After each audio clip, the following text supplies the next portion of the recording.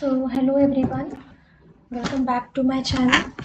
आज हम लोग शुरू करेंगे as I promise to you guys yesterday कि मैं आज न्यू चैप्टर शुरू करूँगी, अकाउंटिंग कॉन्सेप्ट एंड कन्वेंशंस। ये इम्पॉर्टेंट बहुत चैप्टर है क्योंकि इसमें से डायरेक्ट एमसीक्यूज आ रहे हैं जूनियर अकाउंटेंट में, तो ये चैप्टर बहुत ज़्यादा आपका इम्पॉर्टेंट हो जाता है। ठीक है, सबसे पहले हमको आपसे कुछ प्रॉमिस चाहिए।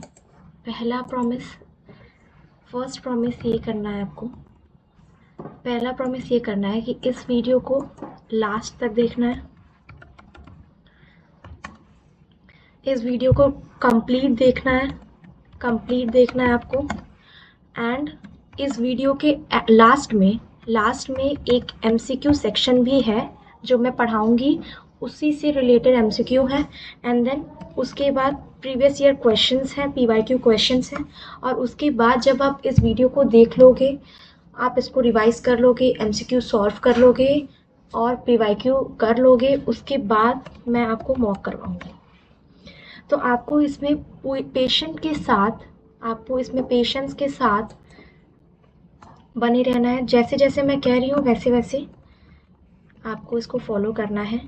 एक ये सेशन जो होगा वो आपका 1.5 आवर्स का होगा, जिसमें मैं 1 आवर्स एंड 15 मिनट्स पढ़ाऊँगी, फिर 15 आवर्स एमसीक्यू कराऊंगी, प्रीवियस ईयर क्वेश्चंस कराऊंगी और मॉक कराऊंगी। इस वीडियो को पूरा देखिएगा, लास्ट तक देखिएगा, बहुत कुछ आपको सीखने को मिलेगा। तो चलिए शुरू करते हैं।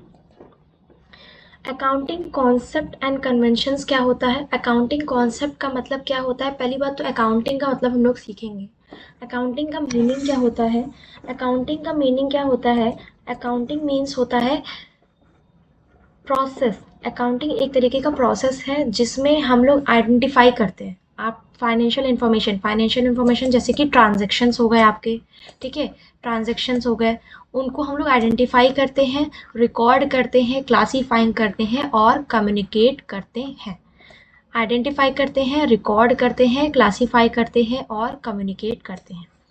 तो इसको सबसे याद रखिएगा क्योंकि ये अकाउंटिंग साइकिल होता है। अकाउंटिंग साइकिल क्या होता है कि पहले हम लोग ट्रांजैक्शंस को आइडेंटिफाई करेंगे कि विच nature of transaction is that, which nature of transaction is that, किस नेचर का ट्रांजैक्शन है। अगर वो कैपिटल नेचर का है, रेवेन्यू नेचर का है, कैसे नेचर का ट्रांजैक्शन है, उसको आइडेंटिफाई करेंगे, फिर उसको रिकॉर्ड करेंगे, फिर क्लासीफाई करेंगे, जो कि आप डिफरेंट ये चैप्टर में जाके इवेल्युएट हो जाता है। जैसे कि आपका जनरल हो जाएगा, लेजर हो जाएगा, ट्रायल बैलेंस हो जाएगा, एंड उसके बाद आपका आ जाएगा ट्रायल पोस्टिंग के बाद फाइनेंशियल स्टेटमेंट आ जाएगा, जो कि आपका फाइनल अकाउंट आ जाएगा, ट्रेडिंग अकाउंट आ जाएगा, प्रॉफिट एंड लॉस आ जाएगा और बैलेंस शीट आ जाएगा। अब इसमें आपको एक चीज़ को ध्यान रखना है, कभी कभी मैं आपको बीच बीच में क्वेश्चंस भी बताते रह रही हूँ, कभी कभी ये बीच में क्या पूछेगा, ये इसका बहुत क्वेश्चन देखने को आ रहा है, आइडेंटिफाई लिख के। ये पूरा एक साइकिल है, तो ये साइकिल कभी आप भी ऐसे मत करिएगा कि हमें कभी आइडेंटिफाई के बाद क्लासीफाइंग कर दें। ये पूरा प्रोसेस है, मतलब पहले ये, फिर ये, फिर ये, फिर ये, एंड देन कम्युनिकेट। तो ये पूरा एक प्रोसेस है जो आपको फॉलो करना है अगर आप फाइनेंशियल नेचर ट्रांजेक्शन्स को रिकॉर्ड करते हैं। तो प्रोसेस क्या है? प्रोसेस है पहला आइडेंटिफाई करना, फिर उसके बाद सिर्फ रिकॉर्ड करना, क्लासीफाइंग करना, समराइज करना। यहाँ तक सबको क्लियर है कि अकाउंटिंग का मीनिंग क्या है? अब इससे रिलेटेड कौन से क्वेश्चंस आते हैं? इससे रिलेटेड क्वेश्चंस आते हैं आपके कि आइडेंटिफाई कर देगा, डैश कर देगा और उसके बाद आपको बताना है कि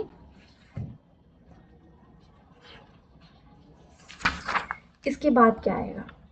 ठीक है, तो इसमें अकाउंटिंग साइकिल में क्या होता है, अकाउंटिंग साइकिल सबको समझ में आ गया है। अब नेक्स्ट हम लोग चलते हैं what is the accounting concept, क्योंकि हम लोग एक चैप्टर पढ़ रहे हैं जो कि अकाउंटिंग कॉन्सेप्ट एंड कन्वेंशन है। इसके पहले एक और चैप्टर आपको मेरे को पढ़ाना था, meaning and objectives of accounting, but ये क्यों नहीं मैंने पढ़ाया वो मैं आपको बाद में बताऊंगी। चलिए बता ही देती हूँ क्यों नहीं पढ़ाया, क्योंकि ये चैप्टर से डायरेक्ट एमसीक्यूज आ रहे हैं। पहले मैं वो सेगमेंट कवर कर रही हूँ जिसमें से डायरेक्ट एमसीक्यूज देखने को मिल रहे हैं पेपर में। ठीक है, तो अकाउंटिंग साइकिल आपका ये होमवर्क है। मैं लास्ट में आपको होमवर्क भी दूंगी और उसको आपको सर्च करके आना है, उसको नोट्स बना के आना है, मैं कल पूछूंगी आपसे। तो आपका इस सेगमेंट से होमवर्क क्या है कि मीनिंग ऑफ अकाउंटिंग को और ब्रॉड में पढ़ के आइए। Identify, recording, classifying, summarising and communicating financial information को और ब्रॉड में करके आइए। एक बार इसको पढ़ लेते हैं क्या होता है।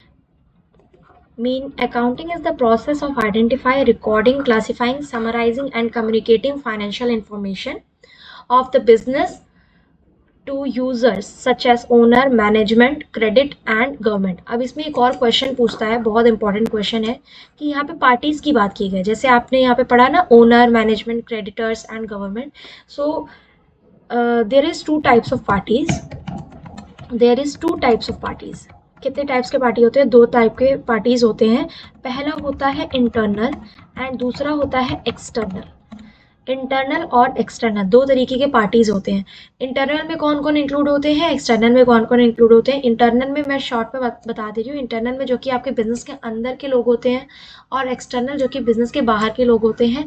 इनको हम लोग को लास्ट में जो भी ट्रांजेक्शन्स होता है उनको कम्युनिकेट करना पड़ता है। ठीक है, यहाँ तक सबको क्लियर है? अब यहाँ पे नेक्स्ट चलते हैं। To ensure accounting information is uniform. क्या हो? यूनिफॉर्म हो, रिलायबल हो और कंपेरेबल हो। रिलायबल मतलब विश्वासधारी वाला हो, कंपेरेबल मतलब कंपेयर कर सकते हो, सर्टेन बेसिक्स रूल्स को फॉलो करना चाहिए। जो भी आप अकाउंटिंग कर रहे हैं, कुछ भी करने के लिए, फॉर एग्जांपल हमें एक ट्रांजैक्शन करना है, बहुत बिग फर्म है, उसको ट्रांजैक्शन करना है, तो उसको अकाउंटिंग इंफॉर्मेशन को फॉलो करना ही पड़ता है। अकाउंटिंग रूल्स को फॉलो करना पड़ेगा। और ये अकाउंटिंग रूल्स किसके द्वारा डिटरमाइन किए गए हैं? ये अकाउंटिंग रूल किसके द्वारा डिटरमाइन किए गए हैं?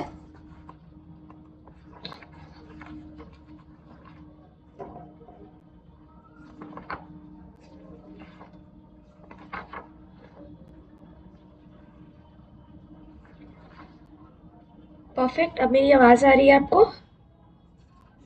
ओके, बीच में आवाज कट गया था। तो कहाँ थे हम? हाँ, अकाउंटिंग रूल्स को फॉलो करते हैं, ट्रांजैक्शंस को फॉलो करते हैं एंड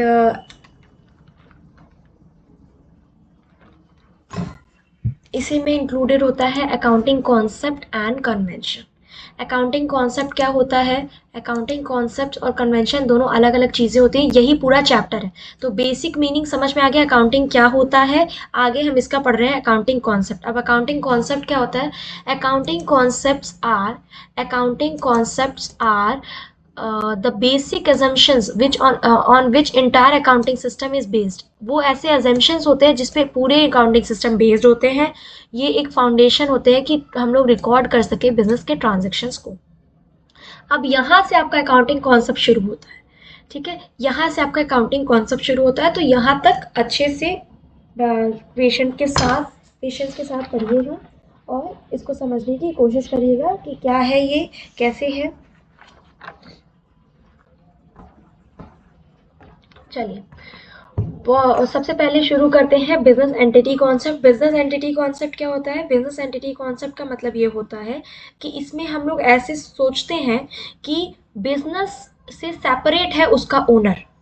बिजनेस और business owner both are the separate entity. आपको कॉन्सेप्ट देख के ही समझ में आ रहा होगा, बिजनेस एंटिटी कॉन्सेप्ट मतलब बिजनेस और बिजनेस का ओनर दोनों की अलग आइडेंटिटी होती है।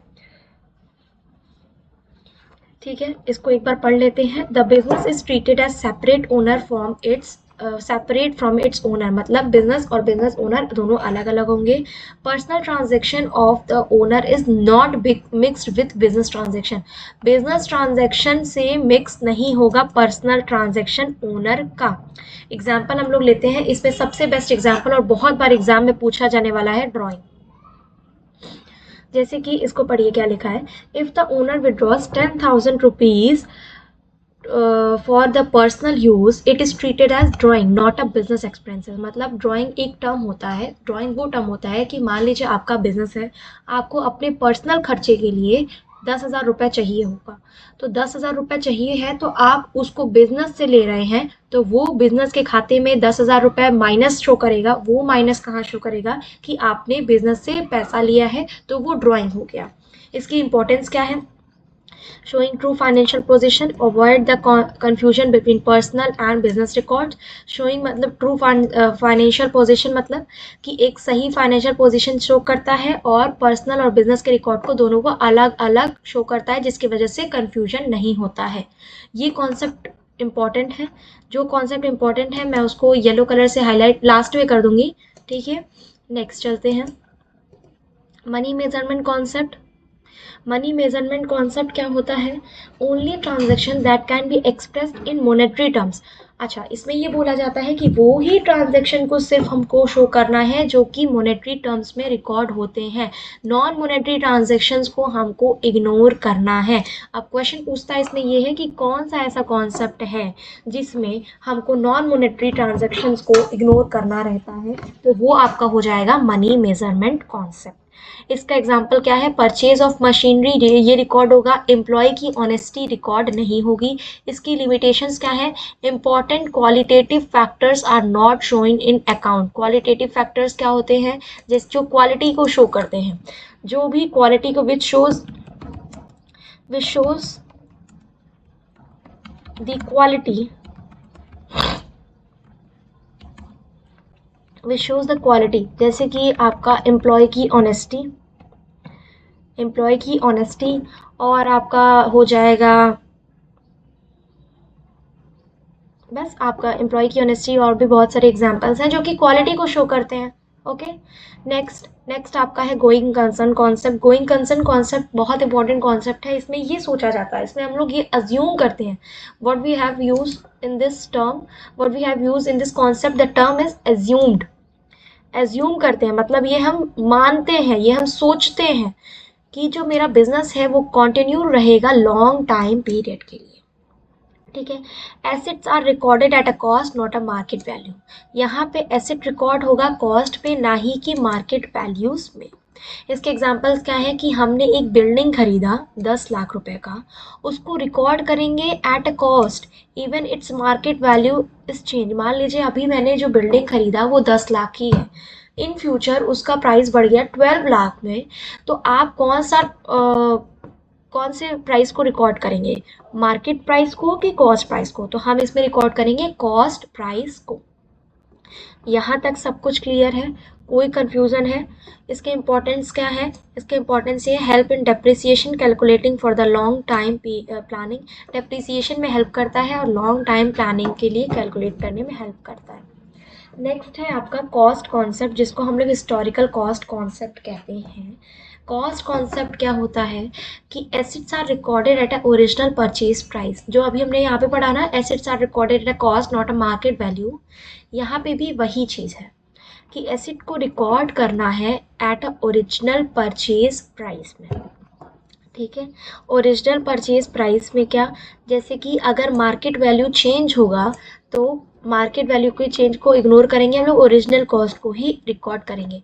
अब बहुत सारे क्वेश्चन स्टूडेंट के बीच में, तब इसमें और इसमें अंतर क्या है? इसमें और इसमें अंतर क्या है? दोनों तो सेम ही लग रहे हैं ना।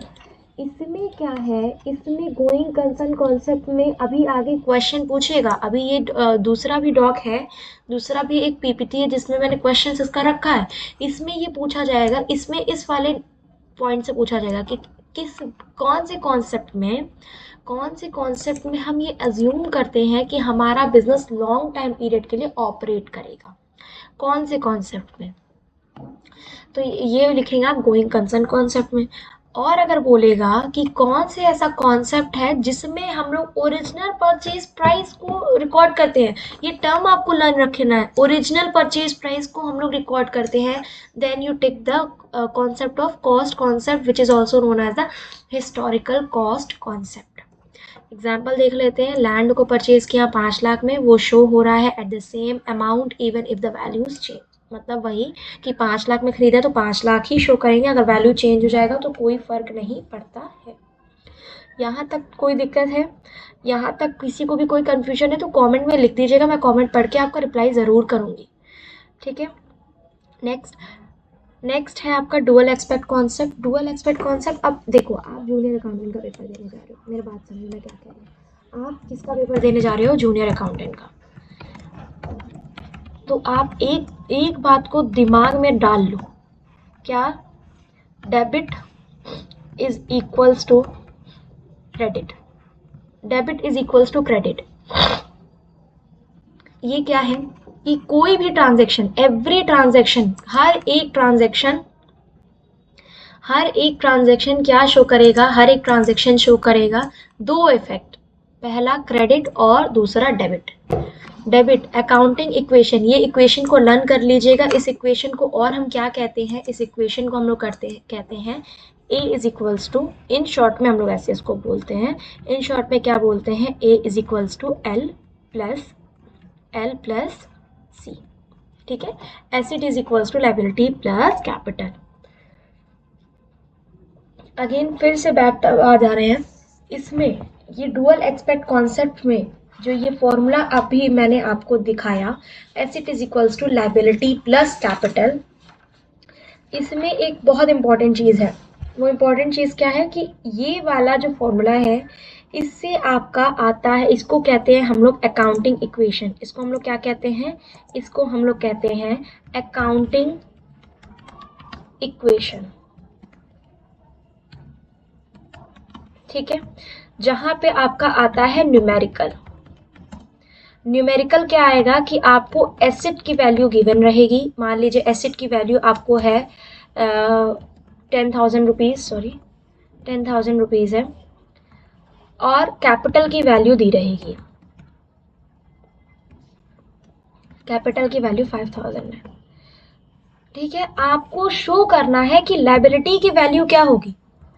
लायबिलिटी की वैल्यू क्या होगी? ये प्रीवियस ईयर क्वेश्चन है, ये प्रीवियस ईयर क्वेश्चन है। लायबिलिटी की वैल्यू क्या होगी ये आपको बताना है। तो आप कैसे बताओगे? With the help of this equation, accounting equation की हेल्प से बताएंगे। तो क्या होगा? 5,000 एसेट, क्योंकि टोटल एसेट 10,000 का है, जिसमें कैपिटल 5,000 का है, तो लायबिलिटी भी तो 5,000 की होगी। क्योंकि हमने कॉन्सेप्ट क्या पढ़ा? क्योंकि हमने क्या पढ़ा? हमने पढ़ा asset is equals to liability plus capital. यहाँ तक समझ में आया? यहाँ तक किसी को भी कोई कन्फ्यूजन है तो मुझे प्लीज़ बताइएगा कमेंट में, मैं आपके कमेंट का वेट करूँगी। ठीक है, एग्जाम्पल देख लेते हैं। एग्जाम्पल, ओनर ने इन्वेस्ट किया 1,00,000 रुपये, एसिड कैश इंक्रीज हो गया, कैपिटल इंक्रीज हो गया। ये बेसिस होता है डबल एंट्री सिस्टम। अब यहाँ पे आपका एक और इम्पॉर्टेंट पॉइंट आ जाएगा, जो कि ये एग्जाम्पल दिया है, वो है आपका जनरल एंट्री का। जनरल एंट्री का है, ठीक है। जनरल एंट्री में क्या है कि एसिड कैश इंक्रीज, मतलब मैंने पैसा, मान लीजिए मेरा बिजनेस है चाय का, उसमें मैंने इन्वेस्ट किया है पैसा, तो मेरा कैश तो बढ़ेगा बिजनेस में, कैपिटल भी बढ़ेगा।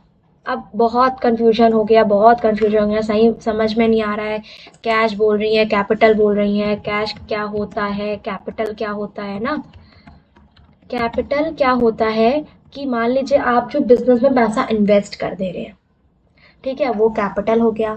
और आपने अगर 1,00,000 रुपए इन्वेस्ट किया in the form of cash, तो कैश आपका बढ़ गया।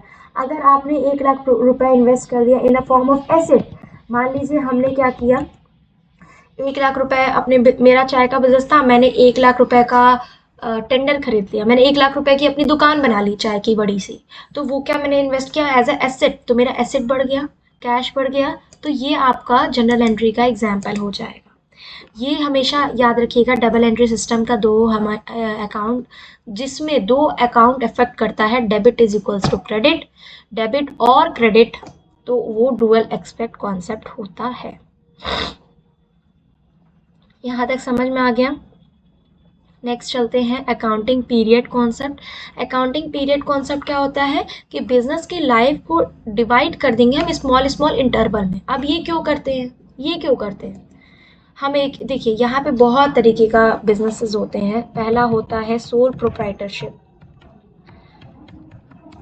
ठीक है। दूसरा होता है, पहला होता है सोल प्रोप्राइटरशिप, दूसरा होता है पार्टनरशिप, ठीक है। तीसरा होता है आपका कंपनी, फिर होता है जॉइंट फैमिली बिजनेस। तो बहुत तरीके का होता है, हम अभी इतने की बात करते हैं, ठीक है। इतना का बात करते हैं। सोल प्रोप्राइटरशिप में मतलब जिसकी अकेली दुकान है। पार्टनरशिप में जिसमें मिनिमम 2 मैक्सिमम 50% है। कंपनी में जिसमें ज़्यादा व्यक्ति हैं, ठीक है, जिसमें ज़्यादा व्यक्ति। अब ये बताइए, कंपनी में आपके ज़्यादा लोग हैं तो इसमें फाइनेंशियल अकाउंट अगर आप 31 मार्च को बैठेंगे चेक करने तो कितना ज़्यादा अकाउंट हो जाएगा। तो कंपनी वाला क्या करता है, कंपनी वाला ये करता है कि यही इंफॉर्मेशन को छोटे छोटे इक्वल टाइम पीरियड्स में डिवाइड कर लेता है। यूजुअली 1 साल 1 ईयर का होता है, ठीक है। Profit and loss calculated each period, periods में डिवाइड कर लेता है, ठीक है। 1 ईयर में कर लिया, क्वार्टरली कर लिया, मंथली कर लिया, वीकली कर लिया। बट ये लार्ज ऐसा नहीं, इसमें ज़रूरी नहीं है कि लार्ज बिजनेस में ही हो, छोटे बिजनेस में भी हो सकता है। बट लोग छोटे बिजनेस में जनरली करते नहीं है, लोग लार्ज बिजनेस में ही करना प्रेफर करते हैं, ठीक है। क्योंकि सोल प्रोप्राइटरशिप डेली डेली थोड़े ना बनाएगा, एक महीने के आखिरी दिन भी बनाएगा तो उसका चल जाएगा, ठीक है। यहाँ पे आप समझ लिए अकाउंटिंग पीरियड कॉन्सेप्ट क्या होता है। बिजनेस का लाइफ डिवाइड होता है, बिजनेस का लाइफ डिवाइड होता है टाइम पीरियड्स में। एग्जाम्पल इसका ले लीजिए, financial year 1 April to 31 March. Financial year कब होता है, ये बहुत बार एग्जाम में पूछा गया है, 1 अप्रैल टू 31 मार्च। नेक्स्ट चलते हैं हम लोग एक्रूअल कॉन्सेप्ट, ये भी बहुत बार एग्जाम में आ रहा है। क्या होता है, ट्रांजेक्शन्स को रिकॉर्ड करना जब वो अकर होते हैं, ना ही तब कि जब हमको कैश रिसीव या पेड होता है, ठीक। ये कॉन्सेप्ट क्या कहता है, अभी इसको समझिए। For example, salary of March paid in April, तो रिकॉर्ड इन मार्च। ट्रांजैक्शन को तभी रिकॉर्ड करना है जब वो अकर होता है, मतलब जब वो शुरू होता है, ना कि तब कि जब हम लोग कैश को रिसीव करते हैं और कैश को पेड करते हैं। इसके इम्पोर्टेंट क्या है कि showing correct profit and loss, क्या कि प्रॉफिट एंड लॉस सही शो करेगा। Salary for the March paid in April record in a March account, मतलब तुम्हारी मार्च की सैलरी थी तो तुम मार्च के अकाउंट में ही उसको रिकॉर्ड करोगे, कहीं और रिकॉर्ड नहीं करोगे। That's the point. Accrual concept ये कहता है कि अगर आपका अप्रैल का सैलरी आपको मई में मिल रहा है तो आप अप्रैल के अकाउंट में उसको ऐड करोगे, ना कि मई के अकाउंट में ऐड करोगे। Transactions are recorded when they occur, not when. अब ये इम्पोर्टेंट क्या है, यहाँ पे बहुत इंपॉर्टेंट लिखा है नॉट। नॉट को जनरली हम लोग इग्नोर कर देते हैं, नॉट, ठीक है। ये तो बहुत बेकार कलर हो गया। तो यहाँ पे क्या लिखा है, not when cash is received और पेड, तब नहीं रिकॉर्ड करेंगे जब रिसीव होगा और पेड होगा, ठीक है। यहाँ तक किसी को भी कोई कंफ्यूजन नहीं है, हम लोग 7वें एक्रूअल कॉन्सेप्ट पे पहुँच गए। नेक्स्ट चलते हैं मैचिंग कॉन्सेप्ट। मैचिंग कॉन्सेप्ट क्या होता है, expense are match with the revenue and the same price. मैंने ऊपर कहा था debit is equals to credit, यहीं नीचे लिखा है कि एक्सपेंस का होता है डेबिट, एक्सपेंस का होता है डेबिट और रेवेन्यू का होता है क्रेडिट, तो इसको हमेशा मैच करना। Commission paid to earn sales in the year of should be record in the same year, मतलब कमीशन पेड करना to earn sales in the year of recording the same year, ठीक है, एक ही साल में रिकॉर्ड करोगे। Next क्या होता है, अब यहाँ तक आपका मैथ कॉन्सेप्ट खत्म हो गए। अब शुरू होता है कन्वेंशन। कन्वेंशन क्या होता है, कॉन्सेप्ट तो हमने पढ़ लिया कि ठीक है, कॉन्सेप्ट ये बेसिक रूल्स होते हैं। कन्वेंशंस क्या होते हैं, अब हम लोग इसको पढ़ेंगे, ठीक है। कन्वेंशंस क्या होते हैं, what is the meaning of convention, चलो पढ़ते हैं। Accounting convention are the traditional practices that guides accountant in the situation when no specific rules are exist। जब आपके समझ में ना आए, कुछ भी ना आए कि अरे कहाँ गया, रूल्स तो हम फॉलो कर रहे थे बट मेरा तो अकाउंटिंग फिर भी गलत हो गया, तब आता है कन्वेंशन। कन्वेंशन को हिंदी में बोलते हैं धारणाएं, ठीक है। ट्रेडिशनल प्रैक्टिसेस जो होते हैं, जो कि पुराने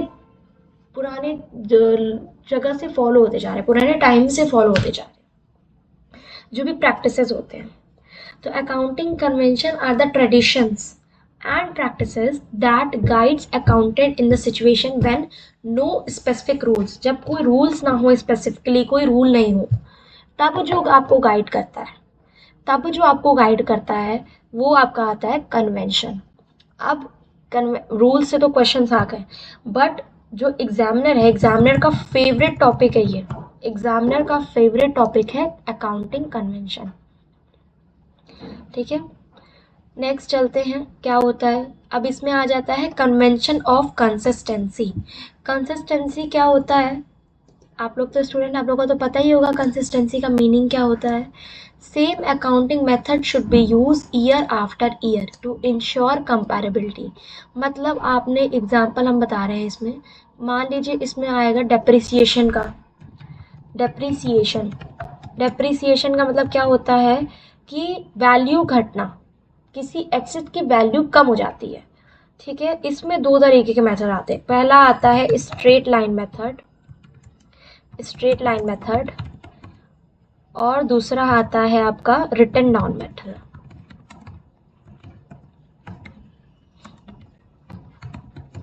ठीक है, रिटन डाउन मेथड, इसको हम लोग ब्रैकेट में करके लिखते हैं WDV मेथड, इसको हम लोग ब्रैकेट में WDV मेथड।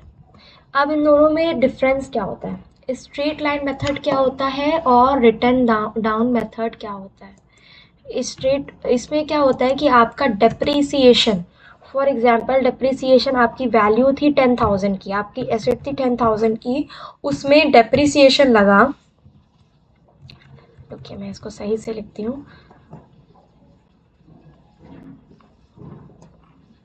यहाँ पे स्ट्रेट लाइन मेथड में क्या है कि आपकी वैल्यू थी, ये क्वेश्चन पूछता है कि ये कौन सा उसका है, कौन से मेथड है, इसमें उस डेप्रिसिएशन के टोटल बहुत सारे मेथड होते हैं, 10 11 16 पता नहीं कितने मेथड होते हैं, पर हाँ मेथड इसके बहुत आते हैं, बट बेसिकली दो मेथड को याद है, स्ट्रेट लाइन मेथड है, दूसरा रिटन डाउन वैल्यू मेथड है।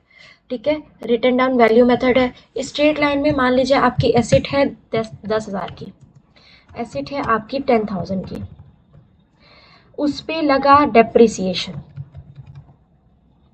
डेप्रिसिएशन कितने का लगा, 10% पर एनम, 10% पर एनम। तो डेप्रिसिएशन आपका कितना हुआ, 10,000 का 10% कितना होगा, 10,000 का 10% होगा आपका 1,000। तो वैल्यू मेरी कितने की हुई, नेक्स्ट ईयर वैल्यू मेरी कितने की हुई, 9,000 की, 9,000 की। अब जो ये 1,000 डेप्रिसिएशन आया, ये सेम ईयर ये कंटिन्यू रहेगा, मतलब हम लोग डेप्रिसिएशन एक बार वैल्यू को कैलकुलेट कर लिए तो ये हर साल सेम रहेगा। 10,000 का था, 1,000 गया, 9,000 आया, फिर 9,000 का था, 1,000 गया, 8,000 आया, 8,000 का था, 1,000 गया, 7,000 आया, ऐसे ये कंटिन्यू चलता रहेगा। ये तो हो गया स्ट्रेट लाइन मेथड का। अब आ जाते हैं WDV मेथड, मतलब written down value method, written down value method. WDV method क्या बोलता है, WDV मेथड बोलता है कि अगर आपका एसेट्स, अगर आपका एसेट 10,000 का था, अगर आपका एसेट 10,000 का था, उसमें डेप्रिसिएशन लगा, अगर आपका एसेट 10,000 का था, उसमें डेप्रिसिएशन लगा 10%, 10% का, 10% का डेप्रिसिएशन लगा, तो आपका कितना आया, 9,000 आया।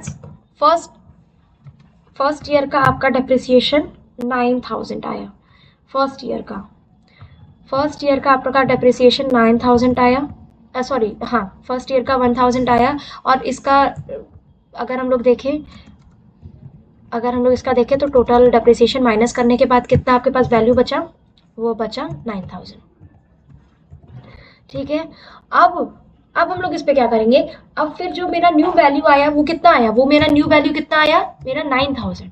अब हम फिर से इस 9,000 पे डेप्रिसिएशन लगाएंगे 10% का, फिर से इस 9,000 पे डेप्रिसिएशन लगाएंगे 10% का, फिर से अगर डेप्रिसिएशन लगाए 9,000 पे 10% का, तो क्या हो जाएगा, 900 हो जाएगा, फिर कितना हो जाएगा, 8100 होगा, फिर ऐसे करेंगे 7200 होगा। तो इसमें अब दोनों में डिफरेंस क्या हो गया, ये सब तो ठीक है, ये सब तो मैंने सीख लिया, बट बच्चे अगर ये हमसे पूछें कि मैम इन दोनों में डिफरेंस क्या है, इन दोनों में डिफरेंस क्या है, तो हम ये बोल रहे हैं कि आपका जो भी डेप्रिसिएशन होता है, डेप्रिसिएशन सेम ईयर रहे, डेप्रिसिएशन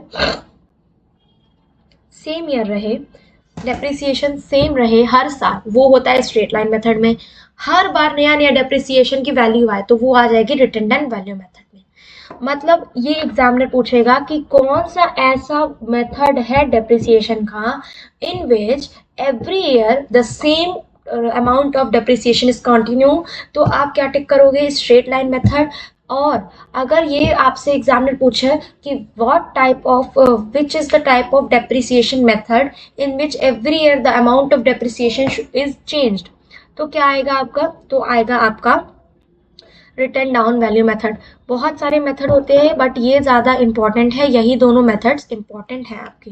तो ये आता है कन्वेंशन ऑफ कंसिस्टेंसी। अब इतना ज़्यादा मैं गाना क्यों गाई डेप्रिसिएशन का, क्योंकि इसमें हमेशा डेप्रिसिएशन का ही एग्जाम्पल पूछता है, इसमें हमेशा डेप्रिसिएशन का ही एग्जाम्पल पूछता है।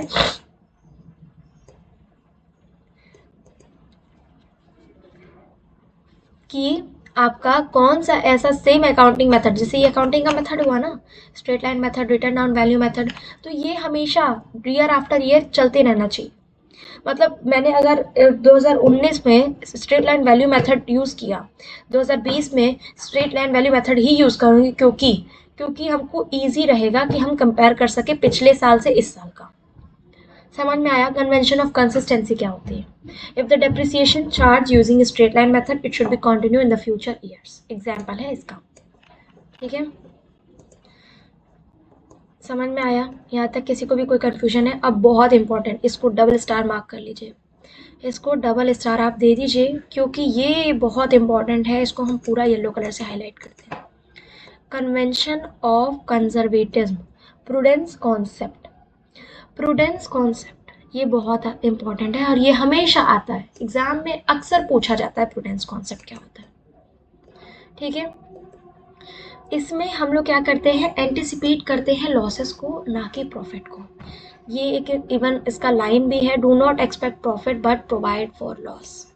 ठीक है, जो भी फ्यूचर में होने वाला आपका लॉस है उस पर फोकस करिए, focus on the loss not on the profit, profit को इग्नोर करिए। क्यों लॉस पे फोकस करिए, ताकि हम लॉस पे फोकस करते हुए हम उसको सही कर सकते हैं। फ्यूचर में लॉस है तो आप उसको सोच के सही कर सकते हो प्रेजेंट में। ठीक है, क्योंकि प्रेजेंट फ्यूचर कनेक्टेड है एक दूसरे से। तो इसके एग्जांपल्स क्या हो जाएंगे, प्रोविजन फॉर डाउटफुल डेब्ट is created, expected profit is not recorded. मतलब प्रोविजन, कोई हम सोचे मेरा पैसा लेके भाग गया, डाउटफुल डेब्ट क्रिएट हो जाएगा ना, कि हम ये सोच रहे हैं कि ये व्यक्ति मेरा पैसा लेके चला जाएगा, तो प्रोविजन फॉर डाउटफुल डेब्ट इज क्रिएटेड। एक्सपेक्टेड प्रॉफिट को रिकॉर्ड नहीं करते हैं। ठीक है, ये बहुत इंपॉर्टेंट है, इसको आप डबल स्टार मार्क कर लीजिएगा। प्रूडेंस कॉन्सेप्ट मैंने पूरा येलो कलर से हाईलाइट कर दिया है। नेक्स्ट क्या है, नेक्स्ट ये है convention of full disclosure. Convention of full disclosure क्या है कि all materials and relevant information must be disclose in financial statement. जैसे कि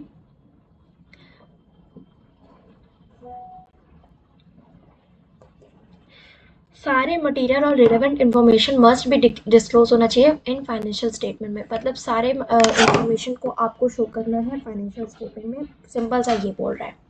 इसमें आ जाएगा accounting policies, contingent liability, notes to accounts आ जाएगा। ठीक है, नेक्स्ट है आपका कन्वेंशन ऑफ मटीरियलिटी। अब देखो यहाँ पे क्या बोलता है कि सिर्फ इम्पोर्टेंट मटेरियल इंफॉर्मेशन को ही शो करना है, स्मॉल और इनसिग्निफिकेंट आइटम को इग्नोर करना है। फिर से कंफ्यूजन, मैम बहुत गड़बड़ पढ़ा रही है क्या, ऐसा सोच रहे हैं। अभी तो ऊपर पढ़ाया कि जो भी इंफॉर्मेशन है उसको जो भी इंफॉर्मेशन है मटेरियल्स है उसको हम लोग को डिस्क्लोज करना है। नीचे लिख दिया कि सिर्फ इम्पोर्टेंट को ही डिस्क्लोज करना है। अब वर्ड्स पे जाओ, अब क्या करो तुम लोग, वर्ड्स पे जाओ। इसमें क्या बोला उसमें क्या बोला ये मत देखिए, अब वर्ड्स पे जाइए। देखिए इसमें ये कह रहा है कि कोई भी मटेरियल, सारे मटेरियल और relevant information must be disclose in financial statement. सभी तरीके के माल मटेरियल और रिलेवेंट इंफॉर्मेशन। यहाँ पे एक बहुत इंपॉर्टेंट वर्ड है रिलेवेंट इंफॉर्मेशन, इसको मैं 3 बार हाईलाइट कर देती हूँ। रिलेवेंट, रिलेवेंट मतलब हो जो कि उससे रिलेट करता हो, वैसे मटेरियल्स और जो रिलेटेड इंफॉर्मेशन है उसको फाइनेंशियल स्टेटमेंट में इंक्लूड किया जाए। सारे मटेरियल्स का मतलब क्या है, जैसे कि मैंने एक एसेट खरीदा, उसको फाइनेंशियल स्टेटमेंट में शो करना है। मेरी एक लाइबिलिटी है कि हमको उसको पेमेंट करना है, उसको फाइनेंशियल में वो शो करना है, सभी को शो करना है। अब यहाँ पे मटेरियलिटी कॉन्सेप्ट क्या कहता है कि सिर्फ इम्पोर्टेंट को, फॉर एग्जाम्पल मेरा स्टेशनरी, फॉर एग्जाम्पल मैं करती हूँ, मेरा ऑफिस बिजनेस है। ऑफिस बिजनेस का मतलब कि मैं एजुकेशन पे ध्यान देती हूँ और मेरा कोचिंग सेंटर है। तो मैं कोचिंग में मेरे पास बहुत बच्चे हैं, तो मैं हमेशा, मेरा 5 बोतल इंक खत्म होता है, तो क्या मैं बार बार लिखूंगी ink number 1, ink number 2, ink number 3, ink number 4, ink number 5? तो ये इंपॉर्टेंट नहीं है ना। आप इसको एज अ एक हेड बना दो मिसलेनियस एक्सपेंसेस का। बहुत बार आप देखोगे मिसलेनियस एक्सपेंसेस का, तो उसमें आप शो कर सकते हो। मतलब बहुत स्मॉल आइटम और जो कि इनसिग्निफिकेंट, जो कि उससे रिलेट नहीं करते हैं, उसको इग्नोर करना है आपको। अगर आप बार बार लिखोगे कि मैंने पेंसिल खरीदी, पेंसिल खरीदी, पेंसिल खरीदी, तब तो आपका फाइनेंशियल स्टेटमेंट बहुत ज़्यादा बड़ा हो जाएगा। तो इससे बेहतर आप लिख लो पेंसिल खरीदी, कितनी बार खरीदी उसको आप बताओ। मैंने 10 बार खरीदी, 25 बार खरीदी, उसको इंटू करके वहां पे लिख दीजिए। और ये सब अगर आपको नहीं करना है तो एक हेड बनता है जिसको कहते हैं मिसलेनियस एक्सपेंसेस के नाम का। वहां पे आप लिख दो कि बहुत छोटे मोटे खर्चे, चाय पिया उसका खर्चा, इंक खरीदा उसका खर्चा, प्रिंट आउट दिया उसका खर्चा, तो ये आ गया आपका। तो a calculator purchase may be treated as expenses not an asset, मतलब आपको कैलकुलेट करना है, परचेज करना है एक्सपेंसेस को, नॉट एन एसेट्स को। ठीक है, अब हम लोग डिफरेंसेस पढ़ लेते हैं, क्या होता है कॉन्सेप्ट कन्वेंशन के बीच का डिफरेंसेस। बेसिस है इसका कि बेसिक एजम्पशन है, ये एजम्पशन है, और ये प्रैक्टिकल है, ट्रेडिशनल प्रैक्टिसेस है। नेचर इसका फंडामेंटल रूल्स है, इसका प्रैक्टिकल गाइडेंस है। ये एप्लीकेशन इसकी मैंडेटरी होती है, दूसरा इसका फिजिबिलिटी होती है। इसका पर्पज़ है कि ये रिकॉर्ड करेगा ट्रांजेक्शन का, इसका पर्पज़ है कि ये रिप्रेजेंट करेगा अकाउंट्स को। ठीक है, इम्पोर्टेंस क्या होता है अकाउंटिंग कन्वेंशन और कॉन्सेप्ट का, कि ये इंश्योर करता है यूनिफॉर्मिटी और कंसिस्टेंसी, देता है ट्रू एंड फेयर व्यूज़ को। ठीक है, इम्प्रूव करता है कंपेरेबिलिटी को, मतलब आज के साल को पिछले साल से, और रिलायबिलिटी होता है फाइनेंशियल स्टेटमेंट पे। ठीक है, यहाँ तक आपका कंप्लीट हो गया है चैप्टर। ये एक इन शॉर्ट वीडियो था। अब हम इसको पढ़ेंगे डिटेल में, हमने इसको पढ़ा, अब हम इसको इन शॉर्ट पढ़ेंगे, इन शॉर्ट पढ़ेंगे। नेक्स्ट चलते हैं, ये हैंड रिटन नोट्स हैं।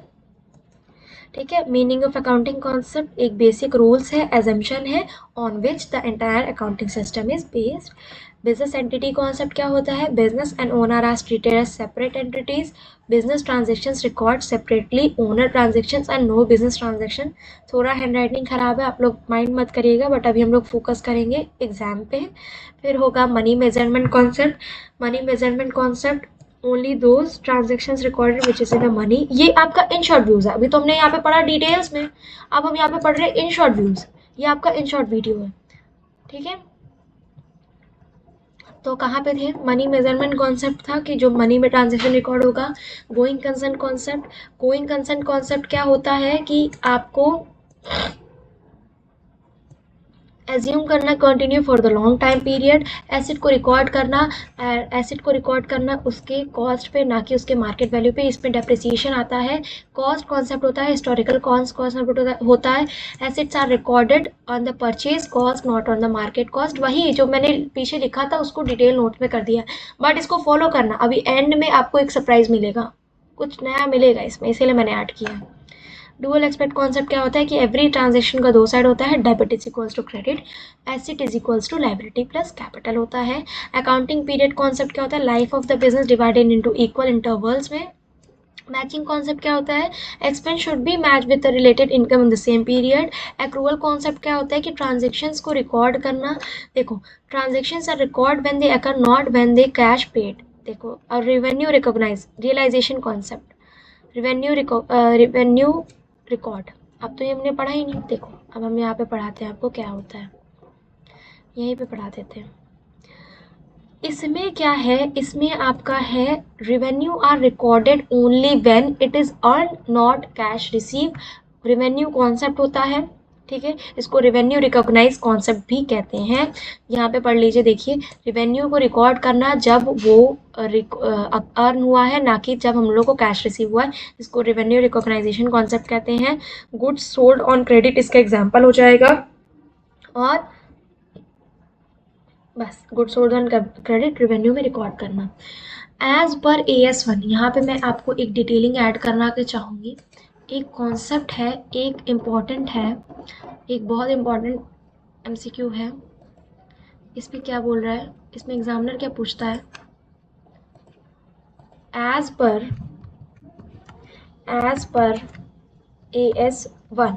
AS1 के अंदर कितने कॉन्सेप्ट आते हैं। तो AS1 के अंदर कितने कॉन्सेप्ट आते हैं देख लो।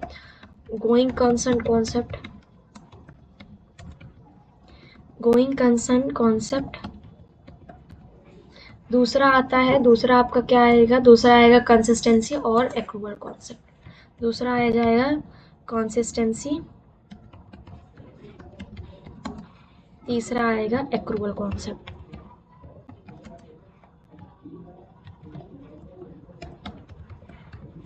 ठीक है, ये आएगा आपका AS1 के अंदर। ठीक, नेक्स्ट चलते हैं, consistency concept, not change year after year, should be same every year. Matching concept, income जो है वो आपका देखो यहाँ पे find correct income, charging all expenses against revenue, ensure correct profit. Objectivity concept, यहाँ पे देखो नए नए कॉन्सेप्ट बोल रहा है, इसकी क्वालिटी भले बेकार है, बट यहाँ पे नए नए कॉन्सेप्ट आपको मिले। All the accounting transactions should be recorded on the basis of object evidence। Objectivity concept क्या होता है कि हम कैसे रिकॉर्ड करें ट्रांजेक्शन को। आप जाते हो, मान लीजिए आपने 1000 की शॉपिंग की, तो आपको बिल मिलता है 1000 का, तो वो क्या होता है, एविडेंस होता है, ऑब्जेक्ट एविडेंस होता है, नॉट अ पर्सनल ओपिनियन। आप पर्सनल ओपिनियन के बेसिस पे तो रिकॉर्ड नहीं करोगे ना ट्रांजेक्शन, ऑब्जेक्टिविटी एविडेंस के बेसिस पे आप ट्रांजेक्शन को रिकॉर्ड करोगे।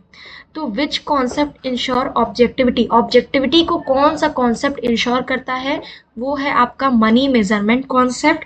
दूसरा, कैश सिस्टम को कौन इग्नोर करता है, वो है आपका अक्रूवल कॉन्सेप्ट। अनरियलाइजेशन प्रॉफिट को record no record due to the conservative concept, unrealisation profit को रिकॉर्ड नहीं किया जाता है, क्यों, क्योंकि कंजर्वेटिव कॉन्सेप्ट है। फंडामेंटल एजम्पशंस किस में है, तो आपका गोइंग कंसर्न कॉन्सेप्ट में है। नेक्स्ट है इम्पोर्टेंस ऑफ अकाउंटिंग कन्वेंशन, जो कि मैंने आपको पीछे पढ़ाया ही था। इम्पॉर्टेंट अकाउंटिंग कन्वेंशन है, convention of consistency, improve comparability, same accounting year method should be used after year। ये आप एक बार देख लेना, इसको मैं वीडियो को पॉज कर दे रही हूँ, आप एक बार देख लो।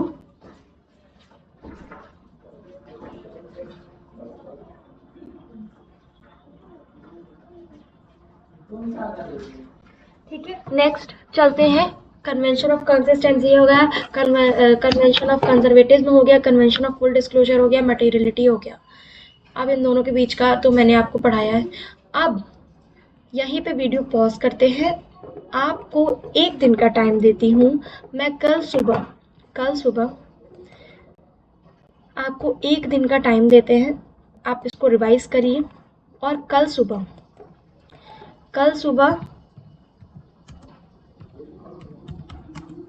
9 बजे, कल सुबह कितने बजे, कल सुबह मैं एक वीडियो अपलोड करूँगी।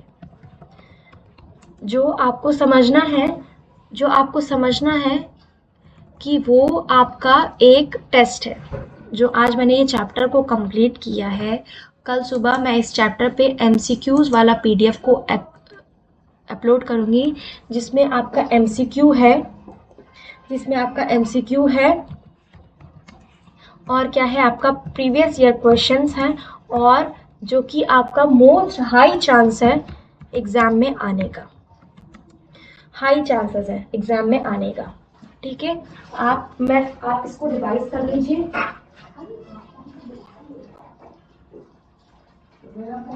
आप इसको रिवाइज कर लीजिएगा, और कल आप इसको एज अ टेस्ट मेरे साथ चलते रहिए। आपका सिलेबस फरवरी के एंड में मैं कंप्लीट करा दूँगी, बट आपको एजुकेटर पे ट्रस्ट करना पड़ेगा। मेरे साथ मैं जो कह रही हूँ उसको आपको फॉलो करना पड़ेगा। ये अपॉर्चुनिटी बहुत अच्छी है, और इसमें सबसे बड़ा बात है कि इस पर सिलेबस ज़्यादा वास्ट नहीं है। तो अपॉर्चुनिटी बहुत अच्छी है, मेरे को फॉलो करिए, अपने एजुकेटर पे ट्रस्ट करिए, आपको समझ में आ जाएगा कैसे एग्ज़ाम को क्रैक करना है। अभी हमने आज एक चैप्टर को कंप्लीट किया, पहला अकाउंटिंग कॉन्सेप्ट और कन्वेंशन को, और कल इसके बेसिस पे हम लोग एमसीक्यूज को सॉल्व करेंगे। आज ये चैप्टर रात तक आपको कंप्लीट कर लेना है, कल इसके एमसीक्यू को एज अ टेस्ट देना है, फिर कल ही मैं 5 बजे रात तक फिर एक न्यू वीडियो को अपलोड करूँगी। बहुत सारे लोग पूछ रहे थे कि आपका तो लाइव आने वाला था, बट लाइव नहीं आ पाया क्योंकि मेरे अभी सब्सक्राइबर्स कम हैं। तो आप जल्दी जल्दी इसको सब्सक्राइब करो, फॉलो करो, लाइक करो इसको, और अपने एजुकेटर पे ट्रस्ट करो, इसको फॉलो करो, मैं जैसे जैसे बताती हूँ वैसे वैसे करो। एक बहुत बड़ा सेगमेंट जो कि बहुत इंपॉर्टेंट सेगमेंट है आपका सीसीएस पेंशन रूल्स, उसको भी मैं अभी शुरू करूँगी। इंग्लिश को भी कवर किया जाएगा इसमें, मैथ्स को भी कवर किया जाएगा, और आपको यहाँ पे हर एक चीज़ों को कवर किया जाएगा। बस आपको उसको प्लानली फॉलो करना है। मोस्ट प्रोबेबली बहुत सारे और भी स्टूडेंट, ऑफलाइन स्टूडेंट पूछ रहे थे कि एग्ज़ाम कब से हो सकता है। तो एग्ज़ाम का जो एस्टिमेट टाइम है, एस्टिमेट टाइम है वो है आपका मार्च के एंड में, मार्च एंडिंग या फिर अप्रैल स्टार्टिंग। ये आपका एस्टिमेट टाइमिंग है, मार्च एंडिंग और अप्रैल स्टार्टिंग में। प्लीज़ इसको फॉलो करिए। फरवरी अगर आप मुझे फॉलो करोगे डेली मैं बस आपसे 2 घंटे मांगूंगी, 2 घंटे 1 घंटे का आप लेक्चर देखिए, फिर उसके बाद से आप उसका एमसीक्यू सॉल्व करिए, एंड देन, क्योंकि मैं ये आपको क्यों बोल रही हूँ, लास्ट में मैं आपको, अगर आप फॉलो करोगे, प्रॉमिस है कि मैं 10 मॉक्स आपको कराऊंगी इस चैनल पे विथ रिलेटेड टू एनसीईआरटी का जूनियर अकाउंटेंट का पेपर है। और उस सारे मॉक्स में ये गारंटी है कि उस सारे मॉक में गारंटी है कि उसी से क्वेश्चन आएगा एग्जाम में। ठीक है, वो मॉक मैं अभी उसका बना रही हूँ, आप लोग सपोर्ट करिए ताकि मैं उसको, बहुत सारे बच्चे, जितने बच्चे फॉर्म भरे सब तक पहुँच पाऊँ। तो मॉक को भी करना है, इसीलिए मैं चैप्टर को पहले कंप्लीट कर रही हूँ। मेरे साथ करिए, मॉक करिए, फिर मैं रिवीजन भी करवाऊँगी, फिर एक एक्चुअल पेपर भी करवाऊँगी। तो आप लोग को बस फॉलो करना है और आपको ट्रस्ट करना है एजुकेटर पे। आज का आपका होमवर्क क्या है? कुछ क्वेश्चन मैं आपको पोस्ट करके बता दूंगी कौन सा क्वेश्चन है, कि आपको उसको सर्च करके लाना है। फिर दूसरी बात, कल एक एमसीक्यू वीडियो अपलोड होगा, उसको आपको देखना है। फिर तीसरी बात, आपको ये क्वेश्चन तो मैं बता दूंगी, एमसीक्यू अपलोड होगा। मिनिमम आपको इसको 2 बार रिवाइज करना है। क्यों मैं इस पे इतना फोकस दे रही हूँ? क्योंकि ये बहुत इंपॉर्टेंट सेगमेंट है, इससे डायरेक्टली क्वेश्चन आपको मॉक में देखने को मिलेंगे। मेरे साथ चलो, मेरा ये गारंटी है, मेरे साथ चलो, मैं तुमको, मैं जैसे कर रही हूँ, जैसे कि अभी मैंने बोला आपको रिवीजन करना है तो रिवीजन करो, देन एट लास्टली मैं आपको मॉक करवाऊंगी। उस टाइम पे आप रिवीजन करने नहीं बैठोगे, उस टाइम पे आपको 1 दिन का टाइम दिया जाएगा, सिर्फ पूरा चैप्टर को एक बार ओवरव्यू कर लीजिए, फिर मॉक में बैठिए। इससे आपका एग्जाम अच्छा होगा और आपका एग्जाम निकलने की पॉसिबिलिटी और चांसेस बढ़ जाएंगे। I hope you guys understand what I am saying. तो आपको क्या करना है, आपको एस्टिमेट टाइम पता चल गया कब पेपर हो सकता है, मार्च और अप्रैल के एंड, अप्रैल एंडिंग, मार्च के स्टार्टिंग में। 2 बार इसको आपको मिनिमम रिवाइज करना है। क्यों बोल रही हूँ? क्योंकि आपको लास्ट में इसका मॉक देना है। एक बहुत इंपॉर्टेंट एक कॉन्सेप्ट आपका छोटा था पहला, यहाँ पे इस पीडीएफ से आपको पढ़ लेना है, ऑब्जेक्टिविटी कॉन्सेप्ट और मैचिंग कॉन्सेप्ट। ठीक है, हम इसका, वैसे इसका इतना क्वेश्चन आता नहीं है, बट कल एमसीक्यूज में आएगा तो मैं आपको करा दूंगी। ओके, चलो तो आज यहीं पे एंड करते हैं। Thank you for watching this. Please like, share, subscribe, and please help me, अपना फोकस बढ़ाइए और मुझे फॉलो करिए। मैं आपको ये एग्ज़ाम गारंटी है कि पार करवा दूँगी। चलिए, तो सी यू गाइस, कल सुबह 9 बजे रेडी रहिएगा, 9 बजे टेस्ट देने के लिए, क्योंकि वीडियो अपलोड हो जाएगी, आप उसको एज अ टेस्ट ही दीजिएगा। लाइव मैं नहीं जा पा रही हूँ, क्योंकि लाइव इसलिए नहीं जा पा रही, सब्सक्राइबर्स नहीं होते हैं, ज़्यादा हैं। तो आप इसको फॉलो करिए, होपफुली कि आपका एग्ज़ाम अच्छा हो, फोकस अच्छा रखिए ताकि आपका एग्ज़ाम ईजी हो क्रैक करने में।